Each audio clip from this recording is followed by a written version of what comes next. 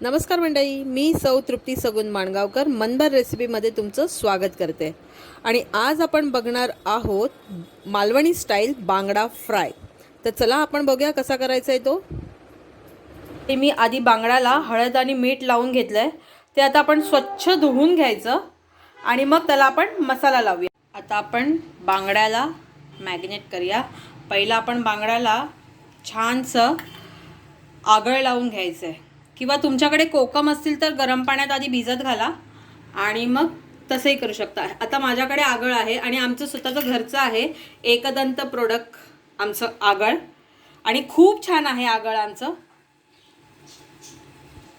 आता आपलं आगळ लावून झालंय आणि ही जी लाल चटणी असते, म्हणजे मी ती दाखवली आहे, त्याची लिंक मी तुम्हाला आय बटनमध्ये देते आणि डिस्क्रिप्शन बॉक्समध्ये पण देते. आता ही जी चटणी आहे ती आपण ह्या बांगड्याला अशी छान लावून घ्यायची आहे पूर्ण.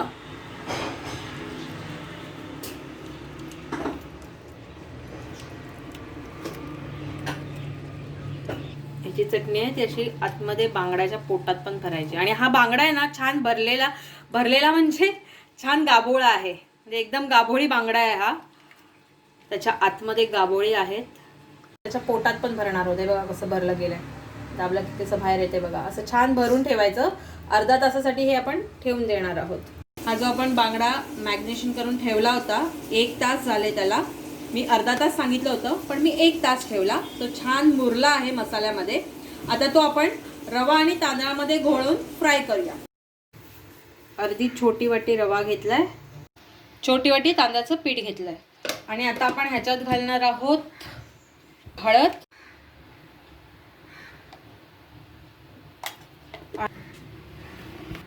लाल मिरची पावडर घालतोय आपण, थोडंच घालतोय म्हणजे त्या फक्त ह्या तांदूळ आणि रवाच्या पिठाच्या सारणासाठी. आणि थोडंसं मीठ जे आपण घातलंय ते फक्त आणि फक्त हे तांदळाचं पीठ आणि रवा ह्याच्यासाठीच घातलेलं आहे. बाकीचं पीठ आपण मच्छीला लावलेलंच आहे, त्यामुळे आपण जास्त पीठ घालायचं नाही आहे.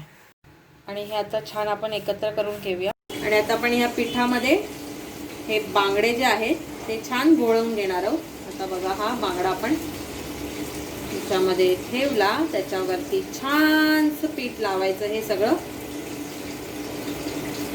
आणि घोळवून घ्यायचा. बांगडा खायला फार टेस्टी असतो, पण मुंबईचे तेवढे नाहीत, गावचे खूपच टेस्टी असतात. आमच्या मालवणचे बांगडे खावा, एक नंबर असतात, एक नंबर. बांगड्याचा सार काय खाशाल. आधी सांगितल्याप्रमाणे तेल चांगलं गरम करून घ्यायचं आणि मग आता आपण हा घोळवलेला बांगडा आपण ह्या तेलात फ्राय करायला ठेवूया. बांगडं चांगलं फ्राय करू होय तर बरं लागतं, नाही चांगलं फ्राय झालं तर बरं लागणार नाही. आता आपण ह्याच्यात ठेवूया. गॅसची फ्लेम मी लहानच ठेवली आहे.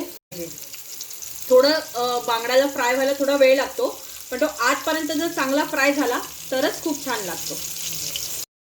आणि आपला बांगडा फ्राय पण रेडी झालेला आहे. टिपिकल मालवणी पद्धतीचा बांगडा फ्राय केलेला आहे. तो कसा वाटला तो मला नक्की सांगा.